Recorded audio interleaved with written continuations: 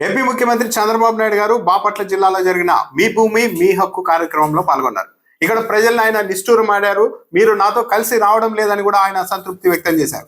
YSR Congress party మీద నేను ఒక్కడినే పోరాటం చేస్తున్నాను, మీరు మాత్రం నువ్వు పోరాటం చేయి మేము చూస్తామన్నట్టుగా ఉంటున్నారు అని విమర్శించారు.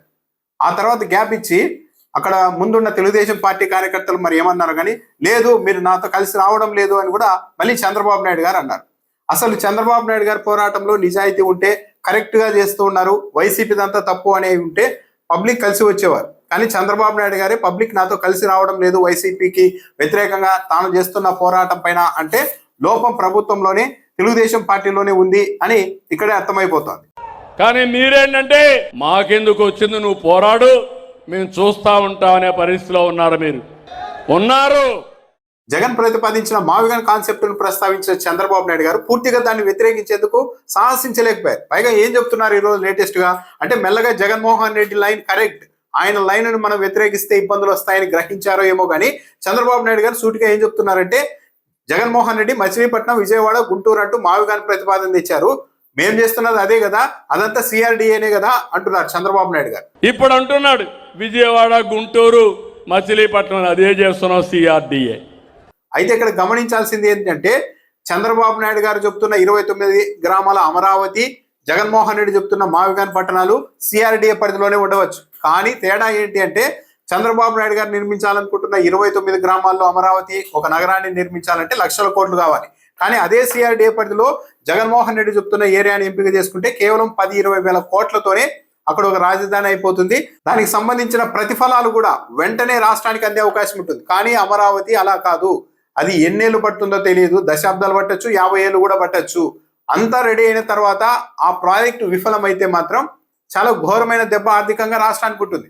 కాబట్టి ఈరోజు జగన్మోహన్ రెడ్డి ప్రస్తావించిన మావిగాన్ కాన్సెప్ట్ను వ్యతిరేకించలేక మావిగాన్, అమరావతి రెండు సిఆర్డిఏ పరిధిలోనే ఉన్నాయి కదా అని ప్రజల్ని మరోసారి మెప్పించేందుకు, ఒప్పించేందుకు చంద్రబాబు నాయుడు గారు ప్రయత్నిస్తున్నట్టుగా ఉన్నారు. కానీ 29 గ్రామాల అమరావతికి జగన్ ప్రతిపాదిస్తున్న మావిగాన్ కాన్సెప్ట్ కి లక్షల కోట్ల తేడా ఉంది.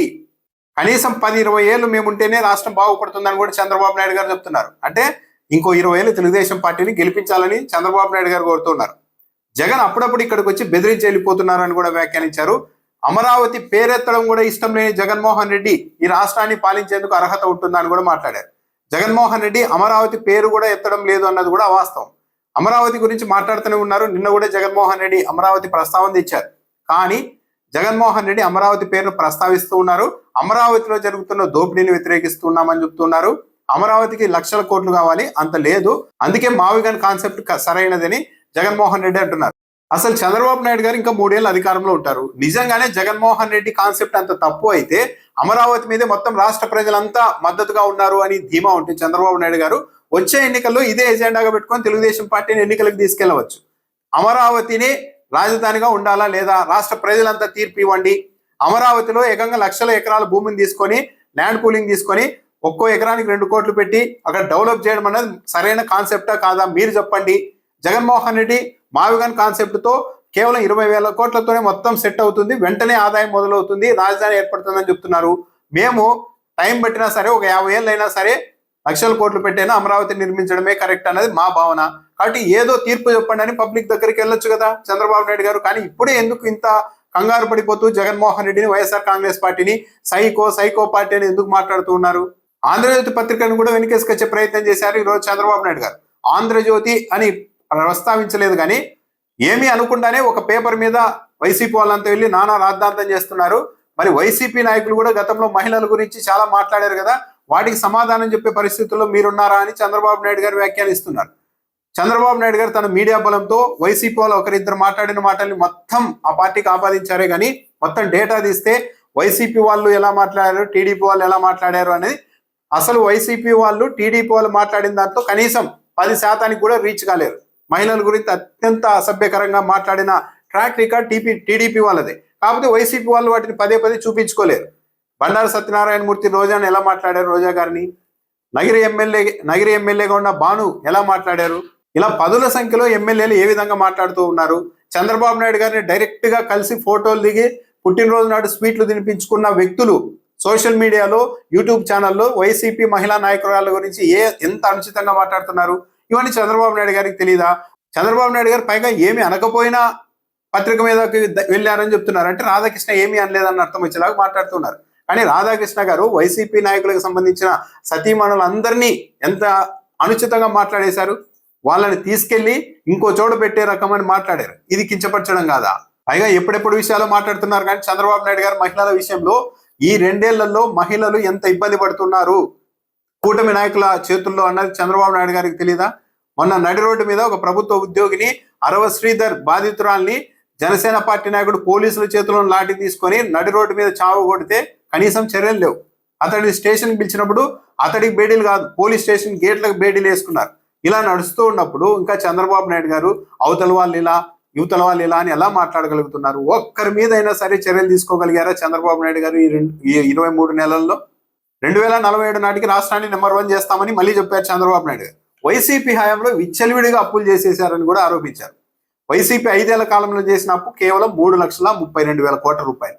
కానీ 23 నెలల కాలంలోనే 3,50,000 కోట్ల అప్పు చేసేశారు చంద్రబాబు నాయుడు గారు. 5 ఏళ్లలోది 23 నెలల్లోనే బ్రేక్ చేసేసిన చంద్రబాబు నాయుడు గారు వైసీపీ వాళ్ళు ఇష్టానుసారం అప్పులు చేశారని మాట్లాడారు. అంటే ప్రజల్ని చంద్రబాబు నాయుడు గారు ఎంత అండర్ ఎస్టిమేట్ చేస్తున్నారో దీన్ని బట్టే అర్థమవుతోంది. ఇంకా దిగ్భ్రాంతి కలిగించే అంశం ఏంటంటే చంద్రబాబు నాయుడు గారు నేను గతంలో నక్సలైట్లతో పోరాటం చేశా, మత ఘర్షణలు జరిగితే అణచివేశా, పెద్ద పెద్ద రౌడీల్ని అణచివేశా అని చెప్తూనే ఇప్పుడు ఏకంగా గంజాయి బ్యాచ్లు, బ్లేడ్ బ్యాచ్లు తయారయ్యాయి. ఏమైనా అంటే నన్ను కూడా లేపేస్తామంటున్న ఈ గంజాయి బ్యాచ్లు, బ్లేడ్ బ్యాచ్లు అని మాట్లాడుతున్నారు. చంద్రబాబు నాయుడు గారు ముఖ్యమంత్రిగా ప్రమాణ స్వీకారం చేసి వారం రోజులు 10 రోజులు కాలేదు, 23 నెలలు అయింది. పవన్ కళ్యాణ్ గారే స్వయంగా గతంలో ఒక మాట చెప్పారు, పోలీసులకు పూర్తిగా స్వేచ్ఛ ఇస్తే 24 గంటల్లో ఈ గంజాయి అనేది లేకుండా చేస్తారని చెప్పారు. 23 నెలలైంది. 23 నెలల తర్వాత ముఖ్యమంత్రి హోదాలో చంద్రబాబు నాయుడు గారే గంజాయి బ్యాచ్లు ఉన్నాయి, బ్లేడ్ బ్యాచ్లు ఉన్నాయి, ఏమైనా అంటే ముఖ్యమంత్రిగా ఉన్న నన్నే లేపేస్తామంటున్నారని మాట్లాడుతున్నారంటే అంటే వీళ్ళని కంట్రోల్ చేయడంలో ప్రభుత్వం పూర్తిగా విఫలమైంది అని 23 నెలల తర్వాత చంద్రబాబు నాయుడు గారు అంగీకరిస్తున్నట్టే కదా. ఇప్పుడు మీరు చూస్తే గంజాయి బ్యాచ్ వచ్చింది, బ్లేడ్ బ్యాచ్ వచ్చింది. ప్రతి ఒక్కరు రౌడీజం మాట్లాడితే నన్ను లేపేస్తా ఉంటారు. అంత ఈజీగా ఉన్నామా? అమరావతి దేవతల రాజధాని అని బాపట్లలో కూడా చంద్రబాబు నాయుడు గారు అన్నారు. అనడమే కాకుండా మొత్తం రాష్ట్ర వ్యాప్తంగా అన్ని గ్రామాల నుండి మట్టి నీరు తెచ్చి అక్కడ పూజలు చేయించి ఆ పూజా ఫలాన్ని తెచ్చి అమరావతిలో పెట్టాము అని చెబుతూనే ప్రైమ్ మినిస్టర్ నరేంద్ర మోడీ గారు కూడా పార్లమెంట్ సాక్షిగా పార్లమెంట్ మట్టి, యమునా వాటర్ తెచ్చి మేము మద్దతుగా ఉన్నామని చెప్పారు అని ఈరోజు చంద్రబాబు నాయుడు గారు చెప్తున్నారు. కానీ బీజేపీ నుంచి బయటకు వచ్చినప్పుడు చంద్రబాబు నాయుడు గారు అప్పట్లో ఏం మాట్లాడారు? ప్రైమ్ మినిస్టర్ నరేంద్ర మోడీ గారిని ఉద్దేశించి పార్లమెంట్ మట్టి, యమునా రివర్ వాటర్ మా మొహాల మీద వచ్చి కొట్టారు అని విమర్శించారు. కానీ ఈరోజు మళ్ళీ బీజేపీతో కలిసిపోయేసరికి ప్రధాని గారు ఆ రోజు గొప్పగా తెచ్చారు అని మాట్లాడుతున్నారు. అంటే ఎక్కడికక్కడ ఏ కాలానికి ఆ కాలానికి అనుగుణంగా, పరిస్థితుల అనుగుణంగా, పొత్తుల అనుగుణంగా చంద్రబాబు నాయుడు గారు ఇలా మాట్లాడేస్తూ వెళ్ళిపోతున్నారు. కనీసం వాటిని స్కిప్ చేయొచ్చు కదా, స్కిప్ చేయడం లేదు, ప్రస్తావిస్తూ ఉన్నారు. అంటే ప్రజల ఆలోచన శక్తిని చంద్రబాబు నాయుడు గారు పూర్తిగా తక్కువ అంచనా వేస్తున్నారు అన్నది దీన్ని బట్టి అర్థమవుతుంది.